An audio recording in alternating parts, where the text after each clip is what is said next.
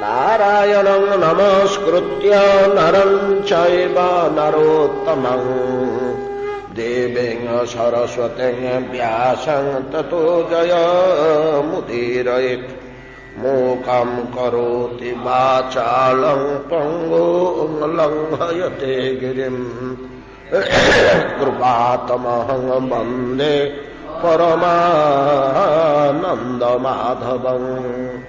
यत्कृपातमहं वन्दे परमानन्दमाधवम्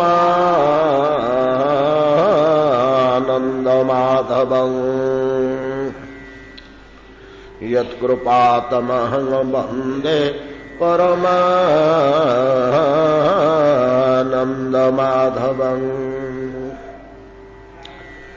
भगवती सततं प्रभगति भाजं शुभचरितं तव लक्षणोऽभ्यधायि श्रुतिपथ अवतीर्णम् आशु पुंसां हरति मलं चिरसञ्चितं जदेतत् न हि धनमपि मृग्यते कदाचित् न खलु शरीरज खेद संप्रयोग मृदु लघु वचसाभिधान कीर्तिं भजनमहं तव दास्य एव चिन्ता शुभचरितमपि द्विषन्ति पुंसां स्वयमिह दुश्चरितानुबन्धचित्ता महदकुशल अवाप्य सुस्ता भगवदन्यरसिका अवैष्णवास्ते परम सुखप्रदं हृदम्बुजस्थं क्षणमपि नानुसज्जन्ति मत्तचित्ता वितथ भवन चालकैरजस्रं विदधाति नाम हरेः अवैष्णवास्ते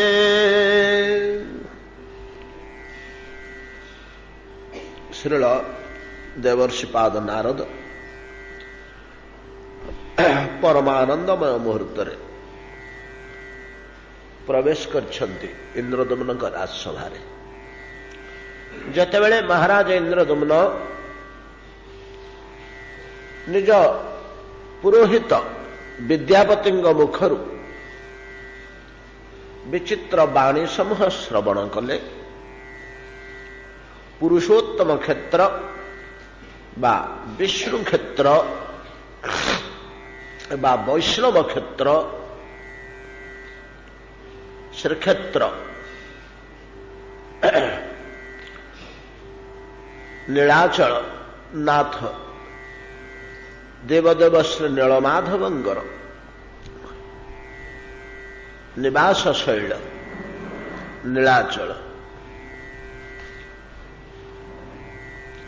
यार इतिवृत्ति विस्तृत भाव श्रवण कले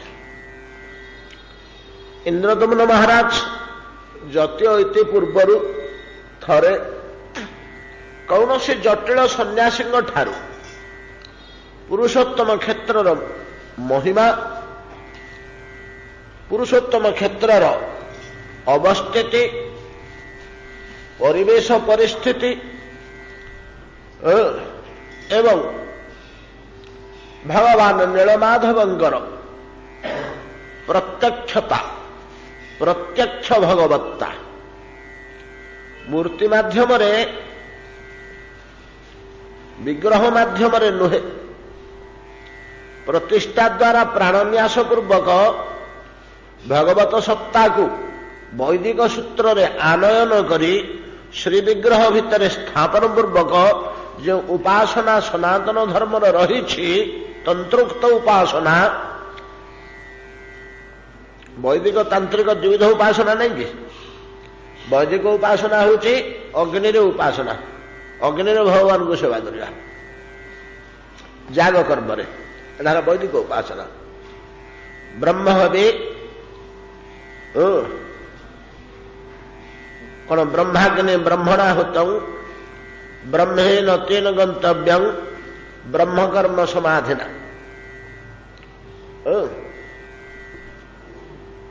ब्रह्मार्पण ब्रह्म हवे याग कर्म एटा वैदिक पद्धति भारत रे ବୈଦିକ ତାନ୍ତ୍ରିକ ଦ୍ୱିବିଧ ଉପାସନା, ଈଶ୍ୱର ଉପାସନା ବା ବ୍ରହ୍ମ ଉପାସନା ବା ଭଗବତ ଉପାସନା ପ୍ରଚଳିତ। ବୈଦିକ ଉପାସନା ହେଉଛି ଅଗ୍ନି ଉପାସନା, ତା ନାଁ ହେଉଛି ଅଗ୍ନିବିଦ୍ୟା। ଅଗ୍ନିବିଦ୍ୟା ବଡ଼ ବିପୁଳ, ବିସ୍ତାର, ବ୍ୟାପକ। ବେଦର ଆରମ୍ଭରୁ ଶେଷ ପର୍ଯ୍ୟନ୍ତ କେବଳ ଅଗ୍ନିବିଦ୍ୟାରେ ପରିପୂର୍ଣ୍ଣ। ଉପାସନାର ସୂଚନା ଟିକେ ରହିଛି। ଏ ହେଲା ବେଦୋକ୍ତ ବୈଦିକ ପଦ୍ଧତି। ତାପରେ ଆସିଲା ତାନ୍ତ୍ରିକ ପଦ୍ଧତି। ତନ୍ତ୍ର ଶବ୍ଦର ଅର୍ଥର ଗୁଣିଗାଡ଼ି କିମ୍ବା କୁଚ୍ଛିତ କର୍ମ ନୁହେଁ, ଈଶ୍ୱର ଉପାସନା। ଆମେ ଭୁଲ ବାଟରେ ତାକୁ ପ୍ରୟୋଗ କରିଦେଇଛୁ। ତାକୁ ଭୁଲ ବାଟରେ ତନ୍ତ୍ର ଶବ୍ଦଟାକୁ ଆମର ବ୍ୟବହାର ଅନ୍ୟ ଦୃଷ୍ଟିରେ ହେଇଯାଇଛି ଯେ ଆମର ନାସିକା କୁଞ୍ଚିତ ହେଉଛି, ଆମେ ଘୃଣା କରୁଛୁ। ତନ୍ତ୍ର ଶବ୍ଦଟା ଶୁଣିଲେ ଏ ତାନ୍ତ୍ରିକଟେ ହେଇ ତନ୍ତ୍ର କରିଦେଲା। ଶାକ୍ତ ପଥ କ୍ଷତିକାରକ ହେଇପାରେ, ତନ୍ତ୍ର ନୁହଁ। ତନ୍ତ୍ର ଶବ୍ଦଟାକୁ ଶାକ୍ତ ପଥରେ ଆମେ ତନ୍ତ୍ର ଶବ୍ଦଟାକୁ ପ୍ରୟୋଗ କରିଦେଉଛେ। ଏଇଟା ଆମର ଭୁଲ। ପରମ୍ପରାରେ ଚଳି ପଡ଼ି ଆସିଛି ଏମିତି ଗୋଟେ ବ୍ୟବହାରରେ। ଶାକ୍ତିକ ଆଦି କ୍ଷୁଦ୍ର ଦୀକ୍ଷା କଦାପି ନ କରିବ ଶିକ୍ଷା ବୋଲି ଶ୍ରୀମଦ ଭାଗବତ କହିଲେ। ତର୍କ ପାଷଣ୍ଡ ଶାସ୍ତ୍ର ଯେତେ ଅଭ୍ୟାସ ନ କରିବ ଚିତ୍ତେ। ତର୍କ ପାଷଣ୍ଡ ଶାସ୍ତ୍ର ଯେତେ ଅଭ୍ୟାସ ନ କରିବ ଚିତ୍ତେ। ତର୍କଶାସ୍ତ୍ର ବଡ଼ ଜଟିଳ ଜିନିଷ, ଯେଉଁଥିରେ ଭକ୍ତି ଲୋପ ହେଇଯାଏ, ଈଶ୍ୱର ଜ୍ଞାନ ଉଦୟ ହୁଏ ନା। ତର୍କ ପାଷଣ୍ଡ ଶାସ୍ତ୍ର, କାଲି ଯେଉଁ ଆମେ ଚାରବାଗ ଦର୍ଶନ କଥା କହୁଥିଲେ, ଏବଂ ଆର୍ଯ୍ୟ ସମାଜୀ ମତବାଦ, ମହିମା ମତବାଦ ଇତ୍ୟାଦି ଯାହା ସବୁ ଆମେ ଆଲୋଚନା କରୁଥିଲେ, ଯେଉଁଥିରେ ଈଶ୍ୱର ଉପାସନା, ତେବେ ବ୍ରହ୍ମ ଉପାସନା ସେଥିରେ ଅଛି। ସେଥିରେ ବ୍ରହ୍ମ ଉପାସନା ଅଛି, ଈଶ୍ୱର ଉପାସନା ନାହିଁ। ପାଷଣ୍ଡ ହେଇପାରେ ନ ହେଇପାରେ। ଯେଉଁଥିରେ ନାସ୍ତିକବାଦ ଯେଉଁ ଶାସ୍ତ୍ର ସବୁ, ସେଗୁଡ଼ାକ ହେଲା ପାଷାଣ୍ଡ। ତର୍କ ପାଷାଣ୍ଡ ଶାସ୍ତ୍ର ଯେତେ ଅଭ୍ୟାସ ନ କରିବ ଚିତ୍ତେ। ଶାକ୍ତିକ ଆଦି ଯେତେ ଦୀକ୍ଷା କଦାପି ନ କରିବ ଶିକ୍ଷା ବୋଲି ଜଗନ୍ନାଥ ଦାସ ଶ୍ରୀମଦ ଭାଗବତଙ୍କ ଅନୁବାଦରେ ଦେଇ କହିଲେ। ଶାକ୍ତବତ ଅର୍ଥାତ୍ ଦେବୀ ଉପାସନା ଦ୍ୱାରା ଦୈବୀ ଶକ୍ତିକୁ ସଂଗ୍ରହ କରି ପରପୀଡ଼ନାର୍ଥେ ପ୍ରୟୋଗ କରିବା ତନ୍ତ୍ର। କିନ୍ତୁ ସେ ତନ୍ତ୍ର ଶବ୍ଦର ଅର୍ଥ ସେୟା ନୁହେଁ। ତନ୍ତ୍ର କହିଲେ ଭିତ୍ତିରିଆ ଜିନିଷ। ଗୋପାଳ ତାପନୀ ତନ୍ତ୍ର, ନିର୍ବାଣ ତନ୍ତ୍ର, ଆମର ଯୋଉ ନାରଦ ରଙ୍ଗର ରଚନା ପାଞ୍ଚରାତ୍ର ତନ୍ତ୍ର ନାଉ। ନାରଦ ପାଞ୍ଚରାତ୍ର ଯୋଉଥିରେ ଶ୍ରୀମୂର୍ତ୍ତି ପୂଜାର ଅତି ଗଭୀରତମ ଜିନିଷ ସବୁ ରହିଛି, ଭକ୍ତିର ସାରବତ୍ତା ଯୋଉଥିରେ ନିର୍ଣ୍ଣୟ ହେଇଛି, ଯୋଉଥିରେ କୁହାହେଇଛି ପ୍ରେମୈବ ଗୋପରାମାଣମ କାମ ଇତ୍ୟଗମତ ପ୍ରଥା ଭଳିଆ ସିଦ୍ଧାନ୍ତ ଯାହା ଦେହରେ ଦିଆଯାଇଛି, ସେଟା ତନ୍ତ୍ର। ଯାହା ହଉ, ତ ଏଗୁଡିକ ସିନା ଗ୍ରହଣ କରିହେବନି। ବୈଦିକ ତାନ୍ତ୍ରିକ ଯେ ଦ୍ୱିବିଧ ପ୍ରଣାଳୀ ଈଶ୍ୱର ଉପାସନାର, ତନ୍ତ୍ର ଶବ୍ଦରେ କେବେ ହେଲେ ଛୋଟ ବୋଲି ଭାବିବେନି ତନ୍ତ୍ରଟାକୁ। ଏ ଗୁଣି ଗାରେଡ଼ି ଦେବୀ ପୂଜା, ବଳି ଫଳି, ରକ୍ତ ଫକ୍ତ ଦାନ, ରକ୍ତାନ୍ନ ବଳି, ଏଗୁଡାକ ସବୁ କୁ ତନ୍ତ୍ର ବୋଲି ଭାବନ୍ତୁନି। ଗୋଟା ଶାକ୍ତ ଦୀକ୍ଷା। ଶାକ୍ତ ଗୋଟେ ପଦ୍ଧତି ଅଛି। ତ୍ରୟୀ ସାଂଖ୍ୟ ଯୋଗ ପଶୁପତି ମତ ବୈଷ୍ଣବମ ଇତି ପ୍ରଭିନ୍ନ ପ୍ରସ୍ଥାନେ। ପାଞ୍ଚଟା ପ୍ରସ୍ଥାନ ଅଛି। ପ୍ରସ୍ଥାନ ବୋଲେ ଯାହାଦ୍ୱାରା ଆମେ ନିଜ ଅବସ୍ଥାରୁ ଭଗବାନଙ୍କ ଆଡ଼କୁ ପ୍ରସ୍ଥାନ ଆରମ୍ଭ କରିବା। ପ୍ରସ୍ଥାନ କହିଲେ ଗତିଶୀଳତା, ଧୀରେ ଧୀରେ ଚାଲିବା। ଯଦିଓ ଇଏ ଦ୍ୱାରା ଶାକ୍ତ ବିଦ୍ୟା ଦ୍ୱାରା ଭଗବାନଙ୍କ ଆଡ଼କୁ ଯାଇ ହୁଏ, ସେ ଗୋଟେ ଅଛି ପଦ୍ଧତି, ସେଇଥିପାଇଁ ସେଇଟା ଗ୍ରହଣ କରାହେଇଥିଲା। କିନ୍ତୁ ପରବର୍ତ୍ତୀ କାଳରେ ସେଇଟା ଅପପ୍ରୟୋଗ ହେଇଗଲା। ସେଟା ଅପପ୍ରୟୋଗ ହେଇଗଲା, ସେ ଦିଗରେ ତାକୁ କେହି ଆଉ ବ୍ୟବହାର କରିପାରିଲେନି। ମୁନି ଋଷିମାନେ କିଛି କିଛି କରୁଥିଲେ, ଶାକ୍ତ ଶାସ୍ତ୍ରକୁ, ଶାକ୍ତ ଉପାସନାକୁ ପ୍ରୟୋଗ କରି ଭଗବାନଙ୍କ ଆଡ଼କୁ ଅଗ୍ରଗତି କରିବା ପାଇଁ ଗୋଟେ ମାଧ୍ୟମ ରୂପେ ତାକୁ ଗ୍ରହଣ କରିଥିଲେ। କିନ୍ତୁ ପରବର୍ତ୍ତୀ କାଳେ ସେଇଟାକୁ ଲୋକପୀଡ଼ନରେ ବ୍ୟବହାର କରାହେଇଗଲା। ଅତ୍ୟନ୍ତ କାମନାବଶବର୍ତ୍ତୀ ବ୍ୟକ୍ତିମାନେ ତାକୁ ନିଜର ଭୋଗ ବିଳାସ ଓ କାମ ପୂରଣରେ ପ୍ରୟୋଗ କରି ପକେଇଲେ। ଏମିତି ହେଇ ସେ ନଷ୍ଟ ହେଇଗଲା ସେ ପଥଟି। ନହେଲେ ଗୋଟେ ପଥ ସେଇଟା। ତ୍ରୟୀ ସାଂଖ୍ୟ ଯୋଗ ପଶୁପତି ମତ ବୋଲେ ଶାକ୍ତ। ଏ ପଶୁପତି ମତଟା, ପଶୁପତି ମତ ଅର୍ଥାତ୍ ଶୈବ ଶିବଙ୍କ ମୁଖ ନିଃସୃତ ପଶୁପତି ମତ। ଆଉ ବୈଷ୍ଣବ, ଏ ପାଞ୍ଚଟି ପ୍ରସ୍ଥାନ। ପ୍ରଭିନ୍ନେ ପ୍ରସ୍ଥାନେ, ଭିନ୍ନ ଭିନ୍ନ ପାଞ୍ଚ ପ୍ରକାରର ଧାରା।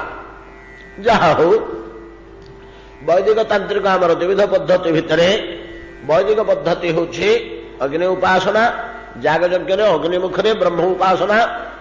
ଆଉ ତାନ୍ତ୍ରିକ ପଦ୍ଧତି ହେଉଛି ଶ୍ରୀମୂର୍ତ୍ତି ଶ୍ରୀ ବିଗ୍ରହ, ବିଗ୍ରହକୁ ବେଶ ବିନ୍ୟାସ କରି ଫୁଲ ଚନ୍ଦନ ଦେଇ ପୂଜା ଅର୍ଚ୍ଚନା କରି ଆରତୀ ବନ୍ଦାବନା କରି ସ୍ନାନ ଆଚମନ ଦେଇ ତାଙ୍କର ସେବା ଶୁଶ୍ରୂଷାକୁ ମଧ୍ୟ କୁହାଯାଉଛି ଏଟା ତାନ୍ତ୍ରିକ ପଦ୍ଧତି। এই ତାନ୍ତ୍ରିକ ପଦ୍ଧତିରେ ନୀଳମାଧବ ଆମର ଯୋଉ ମୂର୍ତ୍ତିମାନଙ୍କୁ ପ୍ରତିଷ୍ଠା କରାହେଉଛି, ଇନ୍ଦ୍ରଦମନ ଶୁଣିଥିଲେ ଯେ ନୀଳମାଧବ ମୂର୍ତ୍ତି ସେମିତି ତନ୍ତ୍ରୋକ୍ତ ଉପାସନା ନିମନ୍ତେ ମନ୍ତ୍ରନ୍ୟାସ ପୂର୍ବକ ପ୍ରାଣ ପ୍ରତିଷ୍ଠା କରି ମୂର୍ତ୍ତି ବିଶେଷ ନୁହନ୍ତି। ଆଉ ତାହେଲେ ନୀଳମାଧବ ପ୍ରତ୍ୟକ୍ଷ ପରମେଶ୍ୱର, ପ୍ରତ୍ୟକ୍ଷ ପରମେଶ୍ୱର। ୟାଙ୍କୁ କିଏ କୋଉ ଦିନ ମୂର୍ତ୍ତି ତିଆରି କରିଥିଲା, କୋଉ କାରିଗର, କିଏ ଆସିକି ପ୍ରାଣ ପ୍ରତିଷ୍ଠା କରିଥିଲା, କୋଉ ବ୍ରାହ୍ମଣ ସେଠି ପୁରୋହିତ ହୋଇ ଯାଗ କର୍ମ କରିଥିଲା, କିଏ ଜୁପ ସ୍ଥାପନ କରିଥିଲା, ଏସବୁର କୋଉଠି ରହସ୍ୟ ନାହିଁ। ସ୍ୱୟଂ ଭଗବାନ ଶ୍ରୀମୂର୍ତ୍ତି ଧରିକରି ଛିଡ଼ା ହେଇଛନ୍ତି। ଶ୍ରୀମୂର୍ତ୍ତି ତ ନୁହଁ, ଦେହ ଧରି ଛିଡ଼ା ହେଇଛନ୍ତି, ପାର୍ଥିବ ଦେହ ଧରି ଛିଡ଼ା ହେଇଛନ୍ତି, ସାକ୍ଷାତ ଭଗବାନ। ଏ କଥାଟି ଇନ୍ଦ୍ରଦମନ ଶୁଣିଥିଲେ, ବିଦ୍ୟାପତିଙ୍କୁ ପଠେଇଥିଲେ। ବିଦ୍ୟାପତି ଦେଖିକରି ଗଲେ, ହଁ ମହାରାଜ ସତ ବୋଲି କହିଲେ। ଯାହା ଆମେ ଶୁଣିଥିଲେ ଜଟିଳ ବ୍ରାହ୍ମଣଙ୍କ ଠାରୁ ଏ କଥା ସତ, ମୁଁ ପ୍ରତ୍ୟକ୍ଷ ଆଖିରେ ଦେଖି ଆସିଲି। ନୀଳମାଧବଙ୍କୁ ଦର୍ଶନ କଲି, ନୀଳାଚଳ ପର୍ବତକୁ ଦର୍ଶନ କଲି, ରୁହିଣୀ କୁଣ୍ଡ, ବଟ, କଳ୍ପବଟ ଏବଂ ଅଷ୍ଟଶମ୍ଭୁ, ଅଷ୍ଟଶକ୍ତି, ଆଉ ସାଗର କୂଳରେ ବିଦ୍ୟମାନ ଦକ୍ଷିଣ ସାଗର କୂଳରେ ସବୁ ଦେଖି ଆସିଲି। ଏକଦମ ବାସ୍ତବ କଥା। ପଳେଇବି ତ ମୁଁ ସେଠିକି। ଇନ୍ଦ୍ରଦମନଙ୍କର ଇଚ୍ଛା ହେଲା ମୁଁ ପଳେଇବି ତ ସେଠିକି, ଆଉ ମାଳବରେ ରହିବିନି। ମାଳବର ରାଜା, ଉଜ୍ଜୟିନୀ ରାଜଧାନୀ ଯାହାଙ୍କର, ଆଉ ଏଠି ରହିବିନି, ସେଇଠିକି ପଳେଇବି। ଯୋଉଠି ପ୍ରତ୍ୟକ୍ଷ ଭଗବାନ ଅଛନ୍ତି ତାଙ୍କ ପାଖକୁ ପଳେଇବି, ପୂଜା କରିବି, ଉପାସନା କରିବି, କେତେ ପ୍ରକାରର ଭୋଗରାଗ କରିବି। ଆଉ କେତେ ପ୍ରକାର ମନେ ମନେ ବାସନା କରିଦଉଛନ୍ତି, କେତେ ପ୍ରକାରର ଭୋଗରାଗ କରିବି, କେତେ ପ୍ରକାରର ସେବା କରିବି, କେତେ ଅଶ୍ୱମେଧ ଯାଗ କରିବି। ମୋ ପାଖରେ ତ ପଣ୍ଡିତ ଅଭାବ ନାହାନ୍ତି କି ପଇସା ଅଭାବ ନାହିଁ, ଭଗବାନଙ୍କ କୃପାରୁ ତ ମୋ ପାଖରେ ସବୁ ଭରପୁର ଅଛି, ସବୁ ତ ତାଙ୍କ ସେବାରେ ଲଗେଇଦେବି। ଆଉ ଏମିତି ସେବା କରିବି ଯେ ସେ ଯେମିତି ମତେ ସ୍ନେହରେ କଥା କହିଦେବେ, ଆଉ ମୁଁ ତାଙ୍କ ସାଥିରେ କଥା ହେଇଯିବି। ତ ଠିକ ଏତିକି ସେ କଳ୍ପନା କରିଦେଲା ବେଳକୁ ନାରଦ ଆସି ପହଞ୍ଚିଗଲେ। ଏତକ ଯେତେବେଳେ ଇନ୍ଦ୍ରଦମନ ମନରେ ବାସନା କରୁଛନ୍ତି, କଳ୍ପନା କରୁଛନ୍ତି, ନାରଦ ଆସି ପହଞ୍ଚିଗଲେ। ଯେମିତି ଦେଖି ପକେଇଲେ ନାରଦଙ୍କୁ ବୀଣା ଧ୍ୱନି କରି ହରିନାମ ଉଚ୍ଚାରଣ ପୂର୍ବକ ନାରଦ ମହର୍ଷି ଆସି ପହଞ୍ଚିଗଲେ, ଇନ୍ଦ୍ରଦମନଙ୍କ ମନଟା ଖୁସି ହେଇଗଲା, ଇନ୍ଦ୍ରଦମନଙ୍କ ମନଟା ପ୍ରେମ ହେଇଗଲା। ମହତ କଳ୍ପନାଟେ ମନରେ କଲା ବେଳକୁ ବାସନାଟେ ମହତ ପୁରୁଷଟେ ଆସି ପହଞ୍ଚିଗଲା, ମହତ ପୁରୁଷଟେ ଆସି ପହଞ୍ଚିଗଲା। ଆସନ୍ତୁ ଆସନ୍ତୁ ମହାଭାଗ, ଆସନରେ ବସିଲେ ପାଧଲେ, ଆଜ୍ଞା କି ସେବା ଆପଣଙ୍କର କରିବି, କେଡ଼େ କୃପା କଲେ ମୋ ଗୃହକୁ ଆସିଲେ ମୋ ରାଜସଭାକୁ। ନାହିଁ ଇନ୍ଦ୍ରଦମନ, ନାରଦ କହୁଛନ୍ତି, ବ୍ରହ୍ମାଙ୍କ ପାଖରେ ବସିଥିଲି ତ ସେଠୁ ଟିକେ ନାରାୟଣ ଋଷିଙ୍କ ପାଖକୁ ଆମ ଗୁରୁଦେବଙ୍କୁ ଦର୍ଶନ କରିବାକୁ ହିମାଳୟକୁ ଆସିଥିଲି, ବଦ୍ରିକ ଆଶ୍ରମ। ସେ ତାଙ୍କ ଗୁରୁଦେବଙ୍କ ଆଶ୍ରମ, ତ ତାଙ୍କ ମଠ ସେଇଟା, ଗୁରୁ ମଠ ନାରଦଙ୍କର, ଗୁରୁପୀଠ। ସେଠିକି ଆସିଥିଲି, ସେଠି ବସିଥିଲି। ହଠାତ୍ ଗୁରୁଦେବଙ୍କୁ ସେତେବେଳେ ସ୍ମରଣ କରୁଛି, ଟିକେ ଧ୍ୟାନରେ ବସିଛି। ଧ୍ୟାନରେ ବସିଲେ ତ ତ୍ରିଜଗତର କଥା ଦୁଷେ। ଜାଗ୍ରତ ଥିଲାବେଳେ ସିନା ଆଖି ଆଗରେ ଥିବା କାନ୍ଥ, ପାହାଡ଼, ଜଙ୍ଗଲ, ସ୍ତମ୍ଭ, ପର୍ବତ ଏଗୁଡ଼ା ଦୁଷିବ। ଧ୍ୟାନସ୍ଥ ହେଇଗଲେ ଯେତେବେଳେ ମନ ଏକ ବିନ୍ଦୁରେ ପହଞ୍ଚିଯିବ, ସେତେବେଳେ ବିଶ୍ୱର ସମସ୍ତ ଘଟଣା ମସ୍ତିଷ୍କ ଭିତରେ ଅନୁଭବ ହବ। ଧ୍ୟାନସ୍ଥ ଅବସ୍ଥାରେ ତୁମର ଏଇ ବିରାଟ ସଂକଳ୍ପକୁ ଜାଣିବାକୁ ପାଇଲି, ମନଟା ଆନନ୍ଦ ହେଇଗଲା। ଆଉ ପଳେଇ ଆସିଲି ସେଥିପାଇଁ। तो एतिकी कहू कहू अरे महाराज इंद्रदम्न एटा महान भक्तिर लक्षण है तुम्हें जो भावना मन में भाविदेल जो कल्पना करिच एटा महान भक्तिर लक्षण छोटिया कथा नुहे आउ भक्ति भलिया पवित्र जिनिष ई जगत रे किछि नाही भक्ति भलिया पवित्र जिनिष ई जगत रे किछि नाही महाराज इंद्रदम्न कहला भक्ति बोले कौन आज्ञा मु किछि जानिनी जहाँ तुम पाखे भरपूर ही अच्छी ता नाम भक्ति मु किछि जानि पारुनी आज्ञा शुणिब शुणा को इच्छा होची तब हृदय भक्ति रही भक्ति विषयक पदार्थ तब श्रवण करने को आग्रह प्रकाश कर जो माँ पुअर श्रुति की झुरु थाए से पुअर कथा विदेश में थिबा पुओ केमिति अच्छी कौन खाऊची केतळे शोऊची केतळे बसुची ता सांगे साथी माने केमिति अछंती शुणिया को ताको रुचि लागे काहे ना पुओ को से हृदय रे निरंतर स्मरण करची बोली दबा विवाहता तरुणी ता पति की विदेश को पठे दीची विदेश में बहुत दिन धरी ता पति अछंती सबले से झुरुची तांकर स्मरण करुची ध्यान करुची ता पतिंकर मनोहर मुग्ध मूर्ति ताको दोषी जाउची सबले जदि कही लोक से स्थान आसी पति केमती अच्छा केमती चलुंट केमती अवस्था अच्छा ताको शुणा को आग्रह लगुच हृदय जो भावटा थाए से संबंधी बाह्य कथा शुणापी श्रद्धा और आग्रह जात हुए महाराज इंद्रदम्न तुम हृदय भक्ति अच्छी बोली तुम भक्ति संबंधी कथा शुणा को आग्रह प्रकाश कर मो मुहर अच्छा शुण विपुल भाव वर्णना कले भक्ति भक्त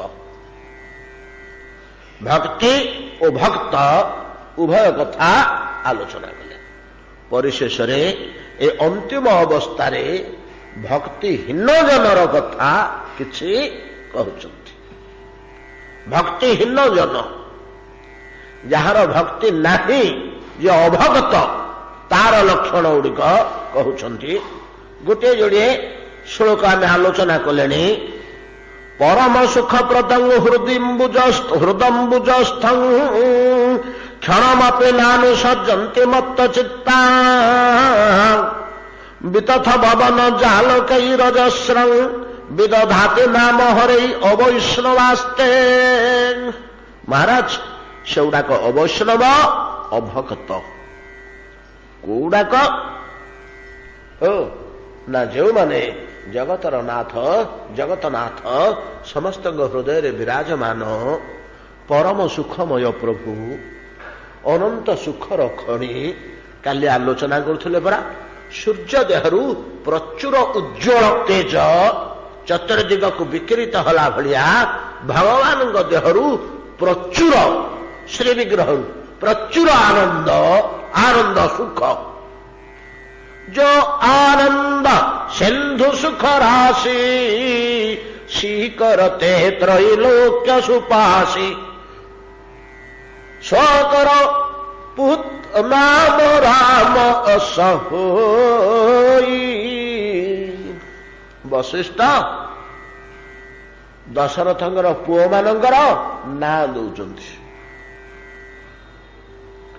नामकरण करने आसचंती एकाल के चारि पुओ हो गले तो 21 दिन वशिष्ठ को डाकिले बोले आज्ञा पिला गुड़िकर टिके ना दे दियंतु नामकरण आमर गोटे उत्सव जातकर्म मान भितर उपनयन व्रत पर्यंत जो दशकर्म रोचे से दशकर्म आम करपारनु बोले व्रत विधि एकाठी हो मझे मझे जो गोटे दिटा करुचे सेटा ठीक वैदिक पद्धति होनी 13 अध्याय मंत्र अनुसार होनी बोले व्रत विधि सब तक एकाठी हो नामकरण अन्नप्राशन चूड़ाकर्ण कर्णवेद विद्यारंभ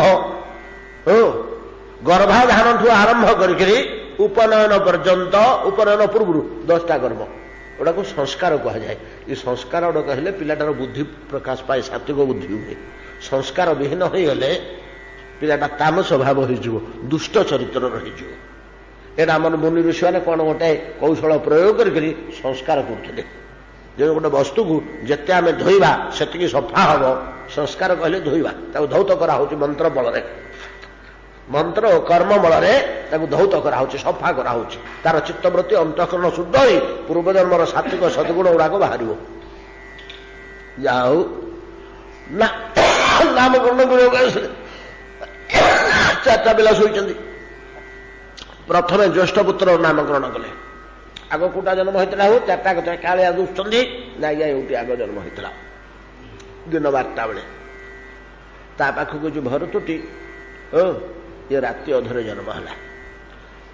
ତା ପାଖକୁ ଲକ୍ଷଣଟି ନବମୀ ଦିନ ପାହାଞ୍ଚାରୁ ଜନ୍ମ ହେଲା, 10ମୀ ଦିନ ପାହାଞ୍ଚାରୁ ଜନ୍ମ ହେଲା। ନବମୀ ଦିନ ରାମନବମୀ, ନବମୀ ଦିନ ମଧ୍ୟାହ୍ନରେ ରାମ ଜନ୍ମ ହୋଇଥିଲେ। ପାହାଞ୍ଚିଆ ରାତି ପାଇ ଆସୁଛି, ଲକ୍ଷଣ ଜନ୍ମ ହେଲେ। ମଧ୍ୟରାତ୍ରିରେ ଭରତ ଜନ୍ମ ହୋଇଥିଲେ। 10ମୀ ଦିନ ମଧ୍ୟ ଦ୍ୱିପହର ବେଳକୁ ଶତ୍ରୁଘ୍ନ ଜନ୍ମ ହେଲେ। ଏଉଠି ବଡ଼ଟି ଜନ୍ମ ହେଇଥିଲା। ପ୍ରଥମେ ତାର ନାମକରଣ କଲେ। ଚାହିଁଲେ ଚାହିଁଲେ ଚାହିଁଲେ ଚାହିଁଲେ ଦଶରଥ, ଏଟା ତ ବଢିଆ ପିଲାଟି, ଏଟା ବଢିଆ ପିଲାଟି। କଣ ନାମକରଣ କରୁଛନ୍ତି? ଯୋ ଆନନ୍ଦ ସିନ୍ଧୁ ସୁଖ ରାଶି ଶ୍ରୀକରତେ ତ୍ରୈଲୋକ୍ୟ ସୁପାଶୀ। ଯୋ ଆନନ୍ଦ ସିନ୍ଧୁ ସୁଖ ରାଶି, ଆନନ୍ଦର ଯେ ସାଗର, ସୁଖର ଯେ ହିମାଳୟ, ହିମାଳୟରୁ ଗୋଟେ ଧୂଳିକଣ ଆଣ କିମ୍ବା ସାଗରରୁ ଗୋଟେ ଶିକର ଆଣ। ଶିକର ବୋଇଲେ କଣ? ଶିଶିର ବିନ୍ଦୁ।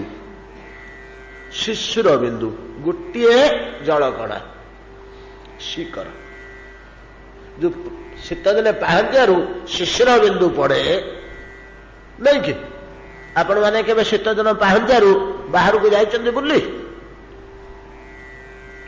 ବାହାରେ ଯଦି ବୁଲିବେ, ପାହାଞ୍ଚିଆରୁ ଯେତେବେଳେ କାକର ପଡୁଛି, ଆମେ ସବୁ ଅନେକ ସମୟରେ ଡ୍ୟୁଟି ଫ୍ୟୁଟି ଉଦ୍ଦେଶ୍ୟରେ, ଅନ୍ୟ ଉଦ୍ଦେଶ୍ୟରେ ବୁଲୁ।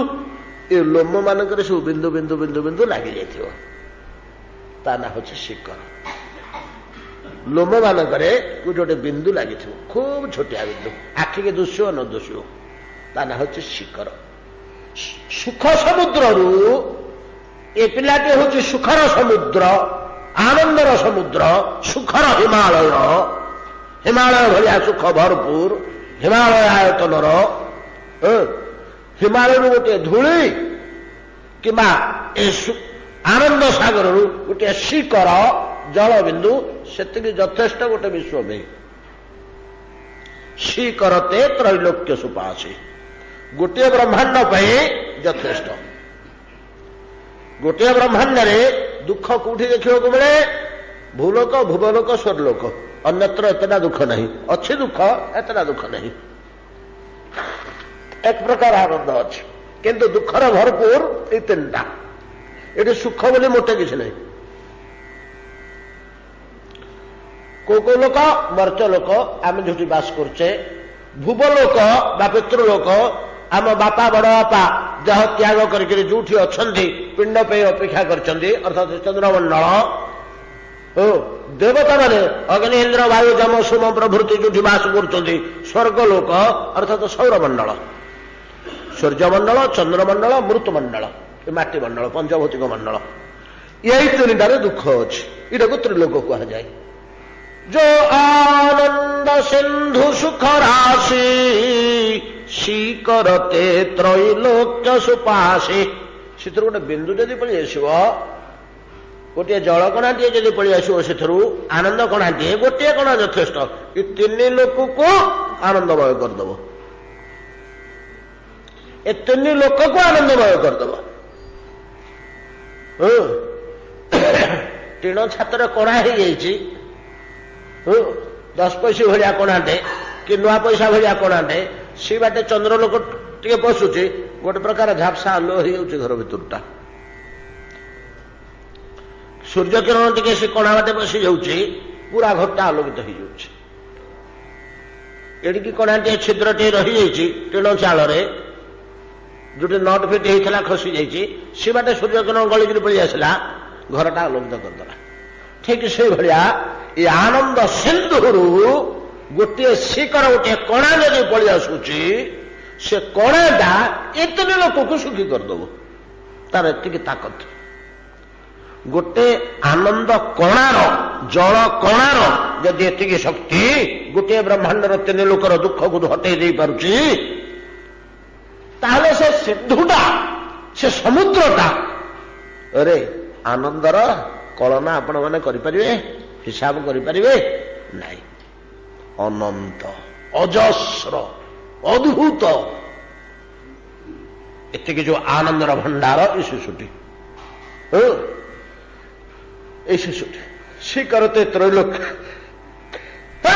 सुपासी ताकर नाम राम स होई गोटे बिंदु निज आनंद सागर रुदयी त्रिलोक को रमयति जह रम इति आनंद रम इति क्रीड़ायां रम कहले क्रीड़ा क्रीड़ा अर्थात आनंद सुख जोठु मिले कौतुक जोठु मिले ता ना हूँ राम सर्वान लोकान रमयति समस्त लोकंकु जे आनंद प्रदान करे ता ना राम एतादृश आनंद कंद भगवान आनंद सागर भगवान हृदयम्बुज स्थम अभक्त जनटा धरी पारे ना अभक्त जन एटा धरी पारे ना जार भक्ति नहीं से धरी पारे ना आ कौन करे महाराज कौन करे कहबी परम सुख प्रदम हृदम्बुज स्तम क्षणमपे नाम सज्जंती मत चित्ता वितत भवन जाल कई रजस्र विदभात नाम हरे अवैष्णवास्ते सुख पाइबा बोली ये संसार आक दरांडी पकाउते कूटू सुख पाइबी कूटू सुख नहीं आसबी कूटू सुख बोही आनबी दुष्ट व्यक्ति भक्तिहीन व्यक्ति कूथरू सुख पाइब रे ना धनरू कामिनीरू प्रतिष्ठारू रूप यौवनरू भोग विलासरू प्रभुत्व मालिकानारू लोक संबंधरू सुख संग्रह कर पकई बोली दरांडी होताए अरे सुखटा बाहर नाही रे खाली दुख गुड़ाक तू जेते दरांडी की आणुचु पंक गुड़ाक ये रतन नाही या भितर सुखटी तो निज भितर विद्यमान साक्षात प्रभु श्री जगन्नाथ अंश रूपेण सर्वहृदय चवर्तते समस्त हृदय कंदर विद्यमान एटा से भूल रे टिके हेले जानी पारे ना न अनुसज्जते भूल रे सेपट को चाहे ना कस्तूरी मृग निज कस्तूरी गंधरे मुग्ध ही निज नाभिस्थ कस्तूरी मृगरे गंधरे मुग्ध ही अरण्य तमाम खोजी बुलू थाए अरण्य तमाम खोजी बुलू थे कूठू आसी आया नहीं शुआ नहीं छाड़देव 15 दिन खंडे कूठू गंधटा आसुची आड़े साड़े समग्र अरण्य खोजुते किंतु तार नाभि भितर जे गंधर केन्द्र रही सीटा सी जेपरी बुझीपारे ना अभक्त जन निज हृदय भितर जे भगवान सुखमय अच्छा से सुख वासना जात होची सियाड़ को मन संयोग कले सीना सुख मिल दुखमय अरण्य भितर घाट चकट कले कौट मिल अभक्त जनर एतादृश लक्षण महाराज परवर्ती श्लोक कहउछन्ति पर युवती धनेषु नित्यल बुद्ध कृपण धिय निज कुक्षि पुरणोच्छुका निरत भयादि मन्यमाना नर पशव खलु विष्णु भक्ति पर युवती धनेषु नित्यल बुद्धा कृपण धिय निज कुक्षि पुरणोच्छुका निरत पर भयादि मन्यमाना नर पशव खलु विष्णु भक्ति महाराज पर इंद्रदम्न ए स्वभाव लोक गुड़ाक ए लक्षण थिबा लोक गुड़ाक ए आचरण करुवा लोक गुड़ाक भक्तिहीन पाखे भक्ति नहीं एम पाखे भक्ति देखा मिले ना एम भक्तिहीन क्यों प्रकार लोक ना जो माने पर युवती लुलुप पर धन लुलुप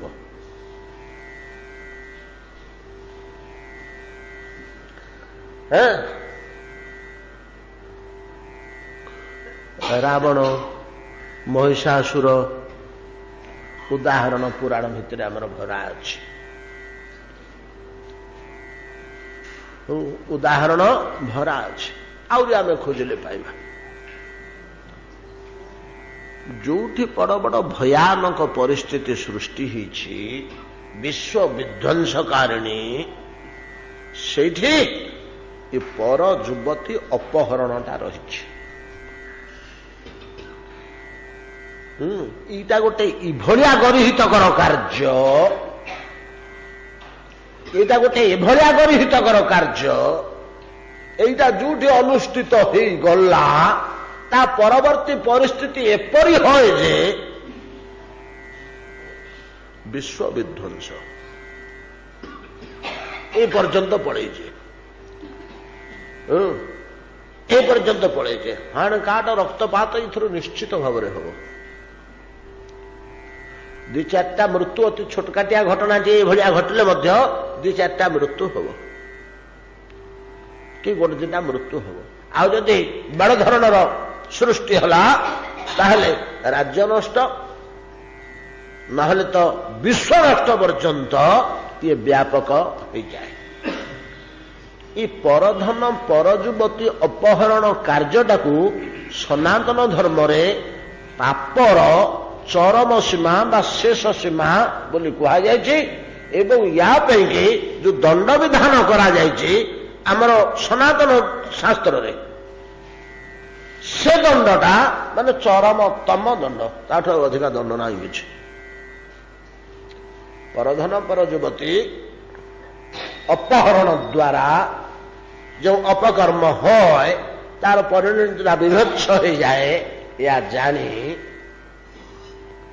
ଜାଣିପାରି କଣ କରାହେଇଛି ନା ତା ପାଇଁ ଦଣ୍ଡଟା ଏଭଳିଆ ହେଇଛି ଯୋଉ ଦଣ୍ଡର ଆଉ ସୀମା ନାହିଁ।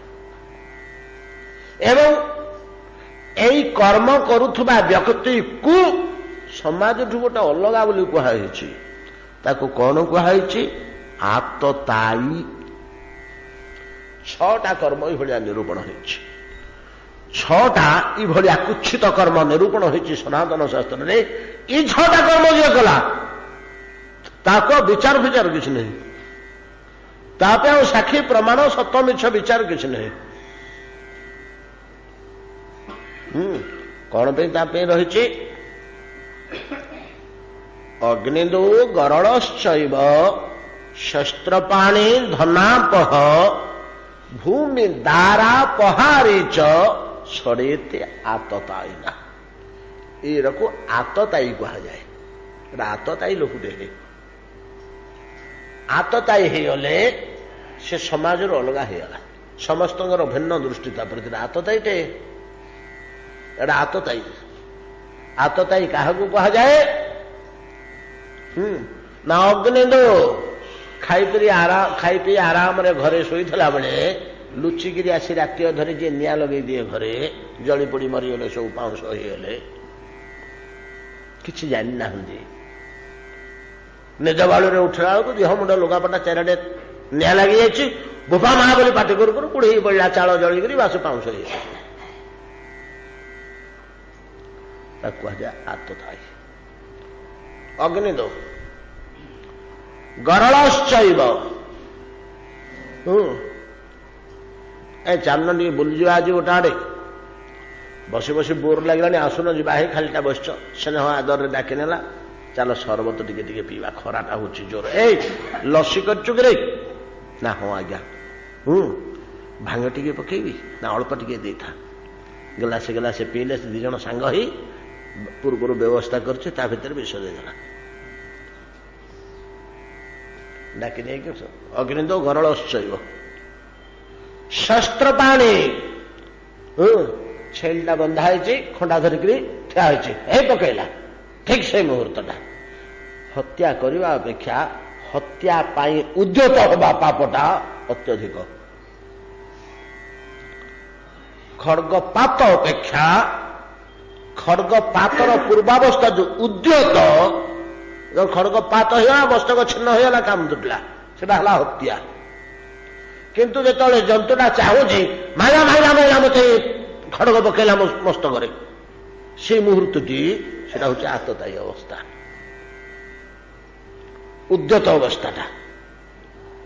ପ୍ରସ୍ତୁତ ଅବସ୍ଥା ନୁହଁ, ଉଦ୍ୟତ ଅବସ୍ଥା। ଠିକ ଖଡ଼ଗପାତର ଗୋଟେ ମୁହୂର୍ତ୍ତ ପୂର୍ବରୁ।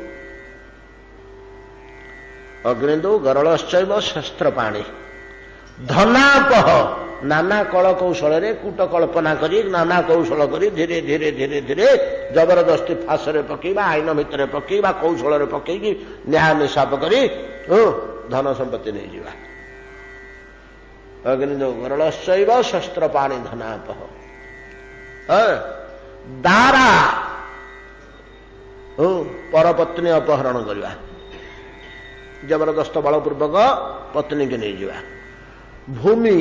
ଭୂମି ଦାରାପହାର ଓ ବଳପୂର୍ବକ ଘରଡିହ ଚାଷ ଜମି କଳ କୌଶଳ କରି ନେଇଯିବା, ରକ୍ଷା କରିବେ। ଏ 6ଟି କର୍ମ ଯିଏ କରେ ତାକୁ ଆତତାୟୀ କୁହାଯାଏ। ଏବଂ ଯେତେ ପ୍ରକାରର ଅପକର୍ମ ଅଛି 4 ଜଣଙ୍କୁ ମାଫ।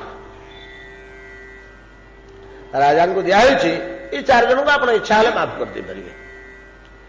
ଆଉ ଜଣେ 2 ଜଣ ଅଛନ୍ତି ଯେ କିନ୍ତୁ ଏ 4 ଜଣ ମୁଖ୍ୟ, ଏମାନଙ୍କୁ ଆପଣଙ୍କ ଇଚ୍ଛା ହେଲେ ଦଣ୍ଡ ଦେବେ, ନହେଲେ ଆପଣଙ୍କୁ ଦଣ୍ଡ ଦେବେନି, ଛାଡ଼ିଦେବେ।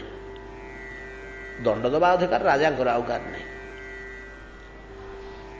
ଅନନ୍ତ କାଳରୁ ଦଣ୍ଡ ଦେବା ଅଧିକାରଟା ଆମେ ଦଣ୍ଡ ଦେଇପାରିବାନି। ଆମର କେହି ଜଣେ କ୍ଷତି କଲା, ଆମେ ଦଣ୍ଡ ଦେବାର ଅଧିକାରୀ ନୁହଁ, ଆମେ ଦଣ୍ଡଧାରୀ ନୁହଁ। ଦଣ୍ଡଧାରୀ କେବଳ ଦଣ୍ଡ ଦେବେ, ଦଣ୍ଡଟା ଆଉ କିଏ ଦେଇପାରିବନି। ମୋ ଘରୁ ଜଣେ ଚୋରି କଲା, ମୁଁ ଦଣ୍ଡ ଦେଇପାରିବିନି। ଯିଏ ଦଣ୍ଡ ଧାରଣ କରିଛନ୍ତି, ଦଣ୍ଡ ଦେବାର ଅଧିକାର ଯାହାଙ୍କୁ ଦିଆଯାଇଛି, ସମଗ୍ର ସମାଜ ସମଗ୍ର ରାଷ୍ଟ୍ର ଯାହାଙ୍କୁ ସେ ଅଧିକାର ଦେଇଛି, ସେ କେବଳ ଦଣ୍ଡ ଦେଇପାରିବେ। ଏବଂ ସେମାନଙ୍କର ନାମ ହେଉଛି ଦଣ୍ଡଧାରୀ, ସେମାନଙ୍କ ନାମକରଣ କରାହେଇଛି ବା ଦଣ୍ଡଧର। ସେମାନଙ୍କୁ ଆଦେଶ ଦିଆହେଇଛି ତୁମେ 4 ଜଣ ଲୋକଙ୍କୁ କ୍ଷମା କରିଦେବ, କେହି ଯାଏସ ନାହିଁ। ସେ ଯେତେ ବଡ଼ ପାତକ କରନ୍ତୁ କ୍ଷମା କରିଦେବ, ଯେତେ ବଡ଼ ଭୁଲ କରନ୍ତୁ, ଯେତେ ବଡ଼ ପାପ କରନ୍ତୁ, ଯାହା ହେଲେ ମଧ୍ୟ ଛାଡ଼ିଦେବ। କିଏ କିଏ? ନା ଗୁରୁଦେବ ଯେତେ ଭୁଲ କଲେ ମଧ୍ୟ ତାଙ୍କୁ କ୍ଷମା କରିବ। ବାଳକ ଶିଶୁ ଯାହା ଭୁଲ କଲେ ତାକୁ କ୍ଷମା କରିବ, ତାକୁ ଦଣ୍ଡ ଦେବନି। ଅତିବୃଦ୍ଧ ତାକୁ ଦଣ୍ଡ ଦେବନି। ବ୍ରାହ୍ମଣ ଯିଏ ବ୍ରହ୍ମୋପାସନା କରୁଛି, ଈଶ୍ୱର କାର୍ଯ୍ୟରେ ଲାଗି ରହିଛି, ସାଧୁ, ବାସ୍ତବ ସାଧୁ, ଉପାସନା ବା ଭଜନ ଯାଜନରେ ଲାଗି ରହିଥିବା ସାଧୁ, ଯେ ଈଶ୍ୱରଙ୍କ ଦିଗରେ ଆଗେଇ ଯାଉଛି, ତା ଦ୍ୱାରା ଯଦି ଗୋଟେ କିଛି କର୍ମ ହେଇଗଲା, କେମିତି କ'ଣ ହେଇକରି ହେଇଥିବ, ଅଜ୍ଞାତରେ ହେଇଥିବ କି ଦୈବାତ ହେଇଥିବ କି କ'ଣ ଗୋଟେ ପରିସ୍ଥିତିରେ ହେଇଥିବ। ଅନେକ ସମୟରେ ମହତ ପୁରୁଷମାନେ, ସାଧୁମାନେ ଗୋଟେ ଅପକର୍ମ କରନ୍ତି, ସେ ଅପକର୍ମଟାକୁ କୁଆଡ଼େ ଆମେ ବୁଝିପାରିବାନି। ତାର ଅନ୍ତରାଳରେ କ'ଣ ଗୋଟେ ଭଲ ଜିନିଷଟେ ରହିଛି, ଯୋଉଟା ଆମେ ଧରିପାରିବାନି। ଏଟା ଅପକର୍ମ ରୂପେ ଗ୍ରହଣ କରାଯିବନି, ଅପକର୍ମ ରୂପେ ଗ୍ରହଣ କରାଯିବନି। ତ ବୈଷ୍ଣବେର କ୍ରିୟା ମୁଦ୍ରା ବିଜ୍ଞାନ ବୁଝ ବୋଲି ଚୈତନ୍ୟ ଚରିତାମୃତରେ ଗୋଟିଏ ବାକ୍ୟ ଅଛି। ମହତ ସାଧୁ ସିଦ୍ଧ ପୁରୁଷ ମାନଙ୍କର କାର୍ଯ୍ୟକଳାପଟା କି ଉଦ୍ଦେଶ୍ୟରେ ସେମାନେ କରୁଛନ୍ତି, ନାଇଁ କି? ଅଗସ୍ତ୍ୟ ମୁନି କାହିଁକି ମାଂସ ଭକ୍ଷଣ କଲେ? ନର ମାଂସ, ସେ ମେଷ ହେଲା, ନାଇଁ କି? କ'ଣ ସେଥିଟା? ସେଟା ଅଗସ୍ତ୍ୟଟି? ହଁ ଅଗସ୍ତ୍ୟ। ହଁ ଇଲ୍ଲୋଳ ଓ ବାତାପି। ଆମର ଓଡ଼ିଆରେ ତାଙ୍କୁ ଆତାପି ବାତାପି କୁହାଯାଏ, ଏଥିରେ ରହିଛି ଶାରଳା ମହାଭାରତରେ। କିନ୍ତୁ ପ୍ରକୃତରେ ସଂସ୍କୃତ ପର୍ଯ୍ୟାୟରେ ପୁରାଣରେ ତାଙ୍କ ନାମ ହେଉଛି ଗୋଟେ ଭାଇ ନା ଇଲ୍ଲୋଳ, ଆଉ ଗୋଟେ ନା ବାତାପି। ଆରେ ଇଲ୍ଲୋଳ ବୋଲିକରି ଡାକେ, ସେ ମେଣ୍ଢା ହେଇକରି ଆସେ। ଇଏ ଜାଣିଛନ୍ତି। ସନ୍ଧ୍ୟା ବେଳକୁ ପହଞ୍ଚିଲେ, ହରିବିଲି ବଣ ଭିତରେ ଘର କରିଛ, ଆମେ ତ ହୋଟେଲରେ ଖାଇପାରୁନୁ, ବାହାର ଲୋକେ ତ ଦେଖିଲେ ଛି ଛି କରିବେ, ଆଉ ଆମିଷ ଫାମିଷ ରଖିନକିରି ଘରେ? ନା ହଁ ଆଜ୍ଞା ଛେଳିଟିଏ ଅଛି। ନା କରେ ଆଜି ଟିକେ ଆଉ ଭାତ ମୁଠେ ଖାଇବା ଆଉ ବୋଲି କହିଲେ। ବଡ଼ ଆନନ୍ଦରେ କଲେ। ସେ ଗୋଟେ ମେଷ ହେଲା, ଗୋଟେ ଭାଇ, ଗୋଟେ ତାକୁ ବଧ କଲା। ଇଏ ଖାଉ ଖାଉ ସବୁ ତ ଖାଇଦେଲେ। କାହିଁକି ଭକ୍ଷଣ କଲେ? କିଭଳିଆ ତେଣୁ ଜଣାପଡ଼େ ନା। ତେଣୁ ଏ 4 ଜଣଙ୍କୁ ମହାରାଜ ତୁମେ ଦଣ୍ଡ ଦେବନି। ଶିଶୁ, ଅତି ବୃଦ୍ଧ, ଅତି ଶିଶୁ, ଗୁରୁଦେବ, ସାଧୁ, ଏ 4 ଜଣଙ୍କୁ ଦଣ୍ଡ ଦେବନି। किंतु जो से आतताई होगा देखो आतताईटा को केमती कहुच्छी गुरुम्बा बाल वृद्धम वा ब्राह्मणम बा बहुश्रुतम आउ गोटे अच्छे परम प्रवीण पंडित बहुश्रुत बहुश्रुत अर्थात वेदरे जार यथेष्ट प्रवेश अच्छे श्रुति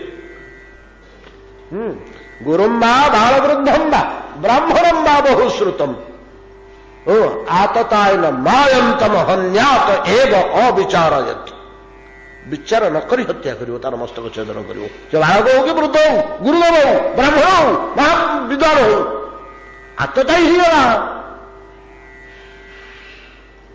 आतताई की एसब क्षमा फेमा किसी नहीं अन्य अपकर्म करते क्षमा दिया था आतताई की क्षमा नहीं तादृश पातक करने अत्यंत आग्रह प्रकाश करे नाना बुद्धि कटई कार्य संपन्न करे भक्तिहीन जन पर युवती धनेशु परधन पर युवती धनेशु नित्य लुबुद्ध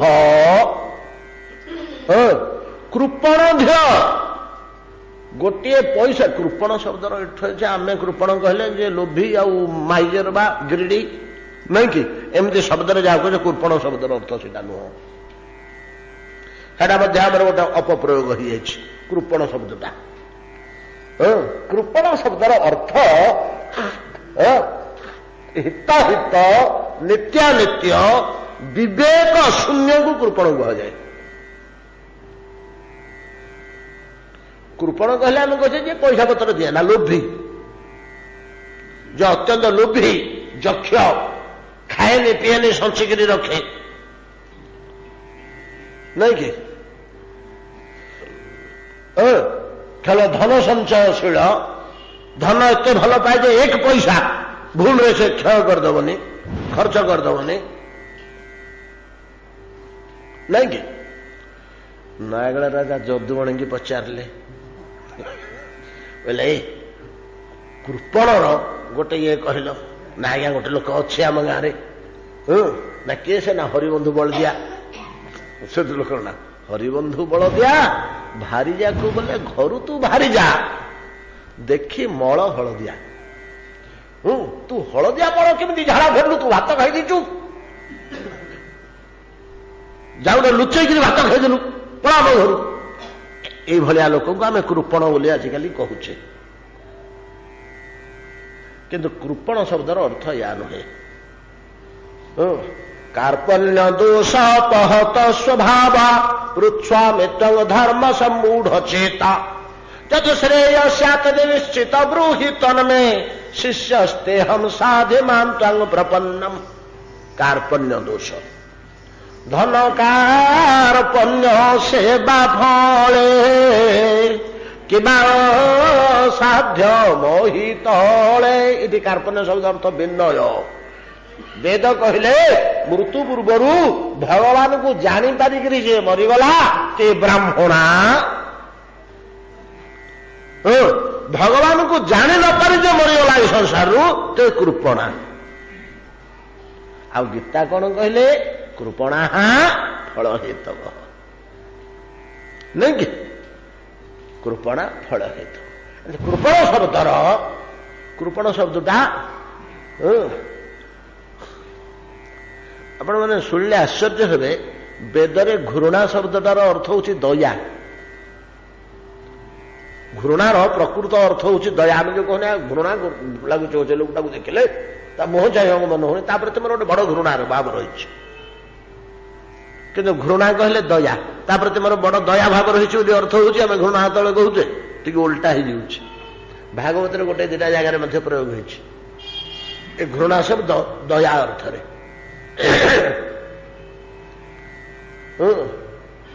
घृण्य अर्थ दयार योग्य घृणित दया प्राप्त सेमती कृपण शब्दटा आमर व्यवहार को आसला बेलू तार उल्टा अर्थ हो उल्टा अर्थ है सामंजस्य रही घृणा भाई एमती उल्टा है अनेक शब्द एमती तार प्रकृत अर्थ व्यवहार जगत में अलग हो जहा हो मोटामोटी कृपण कहले जो व्यक्ति घोर नास्तिक अविचार युक्त ईश्वर भक्तिहीन एवं कृपण ध्येय ता बुद्धिटा अति संकीर्ण एटा कह जाए जो संकीर्ण चेता ତା ବୁଦ୍ଧିଟା ଅତି ଛୋଟ ମନା ଲୋକ।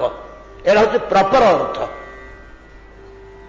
କୃପଣ ଶବ୍ଦର ପ୍ରପର ଅର୍ଥ ହଉଛି ଅତି କ୍ଷୁଦ୍ର ମନା, ଅତି ଛୋଟ ମନା, ସଂକୀର୍ଣ୍ଣ ଚେତା କୃପଣ କହିଲେ। ଛୋଟ ବୁଦ୍ଧି ଯାହାର। ପର ଯୁବତୀ ଧନେଷୁ ନିତ୍ୟଲ ବୁଦ୍ଧା କୃପଣ ଧିଅ ନିଜ କୁକ୍ଷି ପୂରଣ ଉତ୍ସୁକା। ଆଉ ଗୋଟେ କଥା କଣ କହୁଛନ୍ତି ଯେ ଭକ୍ତିହୀନ ବ୍ୟକ୍ତି ଯାହା ପାଖରେ ହରିଭକ୍ତି ଥାଏ ନା ସେ ତ କୃପଣ ଧିଅ, ପର ଯୁବତୀ ଲୁବୁଦ୍ଧ, ପର ଧନ ଲୁବୁଦ୍ଧ, ମହାରାଜା ଧନ ତା ଅପେକ୍ଷା ଗୋଟେ ବଡ ଲକ୍ଷଣ ତା ପାଖରେ ଦେଖିବ ତ କେମିତି ନିଜ ପେଟୁଟି ଭର୍ତ୍ତି ହବ ସେ ଚିନ୍ତା ଛଡା ଆଉ ତାର କିଛି ଚିନ୍ତା ନାହିଁ। ଆମର ଅଜାମର ପଣ୍ଡା ଭଳିଆ ଖାଲି ପେଟଟି କେମିତି ଭର୍ତ୍ତି ହବ, ନିଜ କୁକ୍ଷି କଣ କହିଲେ କୃପଣ ଝିଅ ନିଜ କୁକ୍ଷି ପୂରଣ ଉତ୍ସକା। ଆପଣ ମାନେ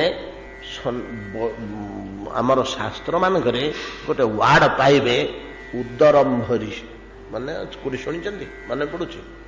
ଉଦରମ୍ଭରି ଗୋଟେ ବିଶିଷ୍ଟ ପଦ। ଉଦରମ୍ଭରି କହିଲେ ନିଜ ପେଟୁଟି କି ଖାଲି ଯିଏ ଜାଣୁଛି ଆଉ କିଛି ଜାଣୁନି। କେମିତି ପେଟୁଟି ପୁରିବ? ମାନେ ପଶୁଟେ ତ ପଶୁ ଆଉ କିଛି ଜାଣେ ନା, ପଶୁ ଆଉ କିଛି ଜାଣେ ନା। ତା ପାଖରେ ଆଉ ଗୋଟେ ଜନ୍ତୁ ବନ୍ଧା ହେଇଛି, ସେ ଖାଇବାକୁ ପାଉନି, ଇଏ ବିଚାର କରିପାରିବ?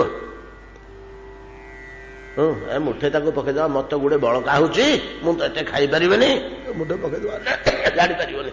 ଏଟା ପଶୁ ଲକ୍ଷଣ, ତାକୁ ଦୋଷ ଦିଆଯିବନି, ଏଟା ପଶୁ ଲକ୍ଷଣ।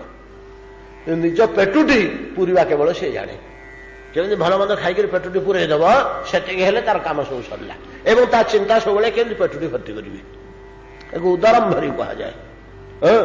এই ପ୍ରକାରର ଯେଉଁମାନେ କେବଳ ନିଜ ଉଦର ପୂରଣରେ ବ୍ୟସ୍ତ ଉଚିନ୍ତିତ ତଥା ଉତ୍ସାହ ଯୁକ୍ତ କେବଳ ସେଇ କାର୍ଯ୍ୟରେ ସେମାନଙ୍କୁ ଉଦରମ୍ଭରି କୁହାଯାଏ। ଏ ଭକ୍ତିହୀନ ଲୋକର ଏଇ ଗୁଣ ଦେଖାଯାଏ। ଭକ୍ତିହୀନ ଲୋକର ଏଇ ଗୁଣ ଦେଖାଏ।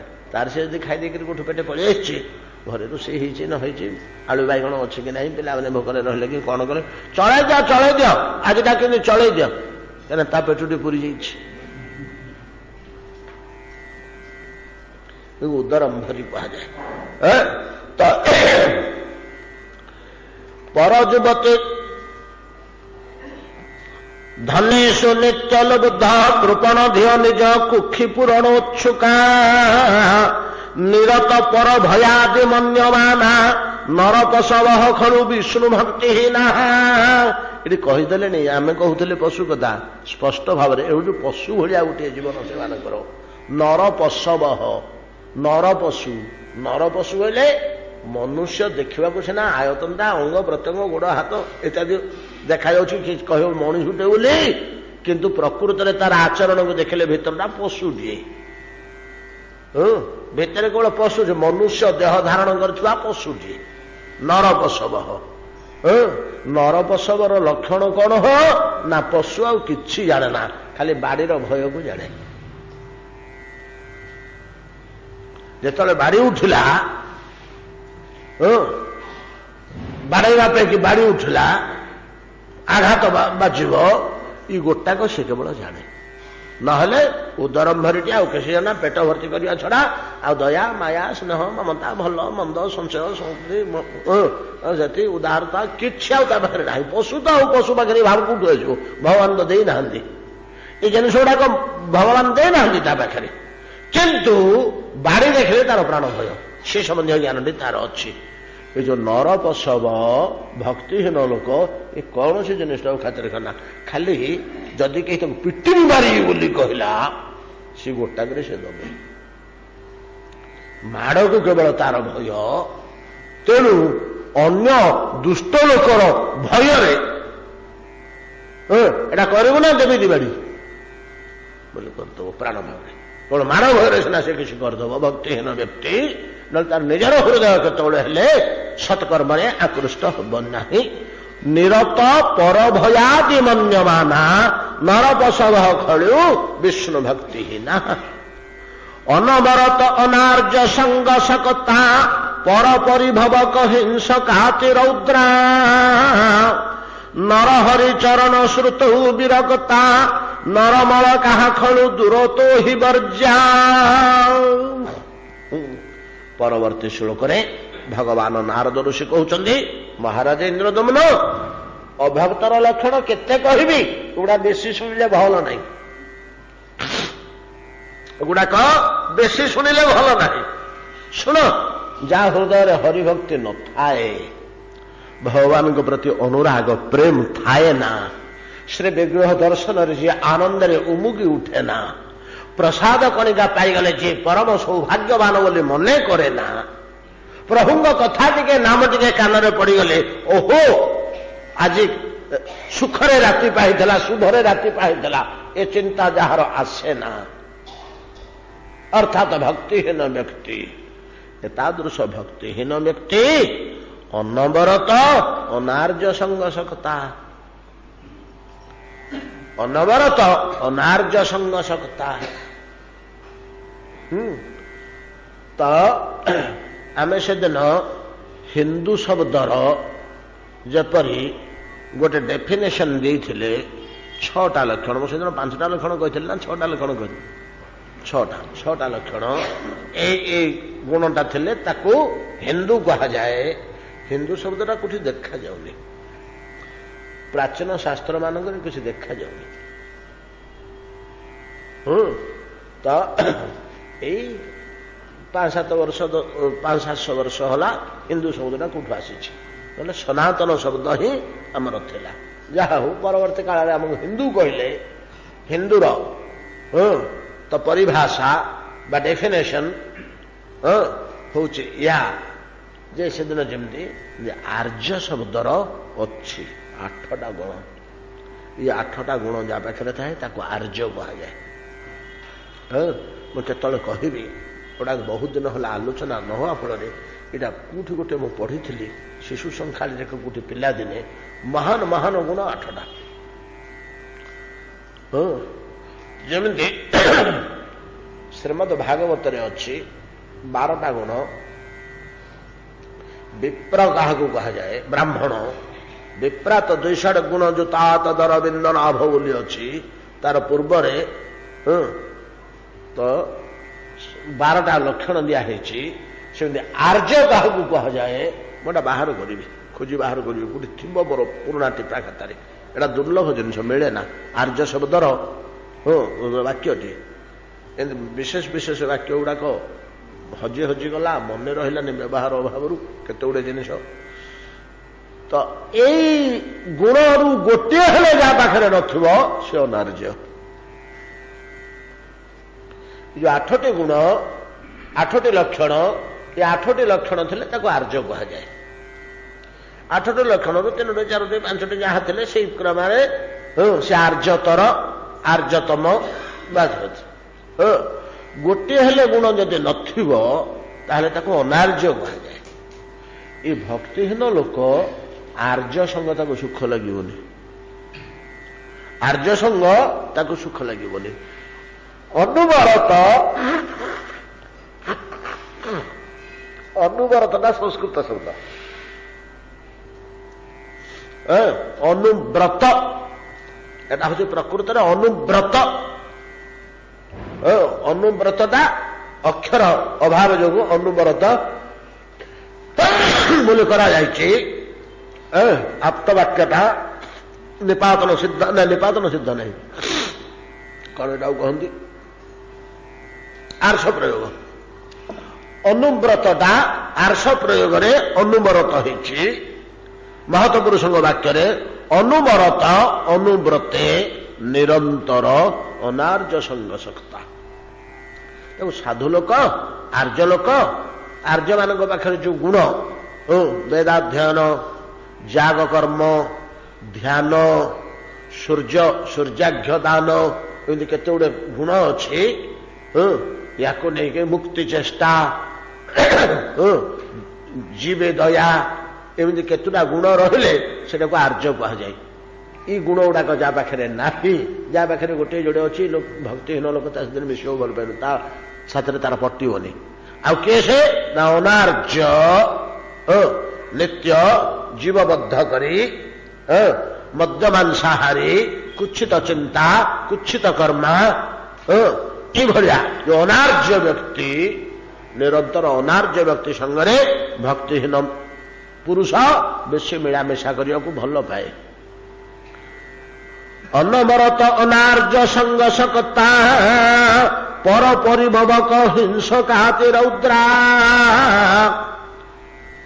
अन्य को दुख दबारे तार टिके हेले चिंता न थाए से बुझीपारे ना दुख होला परा ये जो कार्यटा मु कली अन्य को दुख होला परा परिभव दुख पर परिभवक एपरिकी आउ गोटे जीव को हत्या कले से बुझीपारे ना जे काटी परा बाधी परा ता प्राण पलैला बाडे देले जे एडे जोर रे प्राण पलैला बरं से आनंद खुशी आसी कह गोटे बाड़ी मला रे गोटे ठेंगारे मला खुशी होकर से कह एवं ए उभय कार्य परपीड़न अन्य को दुख दबा एवं जीव हिंसा समय समय एमती से घोर हो उठिब जे अति रौद्रा रुद्र विभत्स भक्तिहीन लोक भाया लक्षण देखा जाए महाराज समय समय से भाया उग्र ही उठे रुद्र ही उठे रुद्र क्या कह जाए जे निर्विचार रे कि देवता कि मनुष्य कि जीव कि निष्पाप कि शिशु कि रमणी समस्त को जाली पड़ी जे ध्वंस कर दियंती प्रलय काल रे तांडव नृत्य रे से महा आनंद सी नाचुंट विश्व ध्वंस हो तेणु रुद्र कहुई से ना दया ना माया ना विचार ना किसी ना हृदय को छुईबनी विश्व प्रलय कर समय आसी पहुंची काल महाकाल रूप से विराजमान कर आनंद नाचुंट परा मनुष्यटा केतले नाचे खुशी हेले पिलाटा नाची पके ना आम सीना टे लज्जा कर नाचुने खुशी हेले छोट शिशु गुड़ाक लड्डुटे पाइले नाची नाची पड़े नृत्यटा हूँ आनंदर लक्षण तृप्तिर लक्षण तांडव नृत्य द्वारा तृप्ति लाभ करुचंती भगवान रुद्र विश्व को विध्वंस करी तद्रूप अति रुद्र हो उठे तृप्ति बोध करे परपीड़न और परहिंसा द्वारा हिंसा कहले हत्या अनवरत अनार्य संग सकता पर परिभवक हिंसकाति रौद्रा नर हरिचरण श्रुतु विरक्ता जगन्नाथ ना शुणिले बड़ विरक्त लगे भक्तिहीन जन विरक्त विरक्त लगे सुख लगे महाराज इंद्रदम्न एतादृश लोक गुड़ाक नर मलक बोली विचार करंतु मलतुल्य नर मलक हो खलु दूर तो ही वर्जा मल जमी त्याग करा जाए विष्टा को जमी आम परित्याग करू फेरिक चाहू ना घृणा लगे सेपट को चाहिए मल त्याग कला भाया लोकर संग त्याग कर भक्तिहीन जनर अनवरत अनार्य संग सकता पर परिभवक हिंसकाति रौद्रा नर हरिचरण श्रुतु विरक्ता नरमल कहा खलु दूरतो हि वर्ज्या इति श्री स्कंदे इंद्रदुम्न समीपे विद्यापति विप्रस्य पुरुषोत्तम क्षेत्र विवरण वर्णन प्रसंगे नारदस्य वाक्ये नाम 10 अध्याय 10 अध्याय सरिला कालिठू आमे 11 अध्याय आरंभ करिया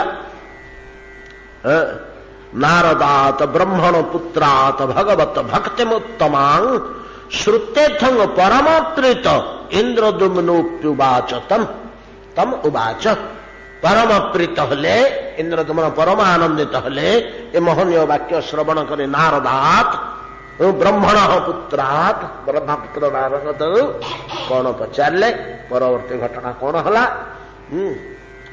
आसंता काली करें आसंता काली टे बंद रोचे खाली संध्या 7टा बेलू रखिंट मीटिंगटा जे मेन मीटिंगटा अच्छे तो मैनेजिंग कमिटीर मीटिंगटा अच्छे से छाड़ी हेनी आ रथ पूर्वर मीटिंगटा आमको जावाक हम से 5टा रू 6टा गोटे कार्य अच्छे 6 रू 7 गोटे अच्छे 7 रू एटा अच्छे तेणु उपाय किसी ना 5टा पूर्व मत जावाक हम परदिन बोध एकादशी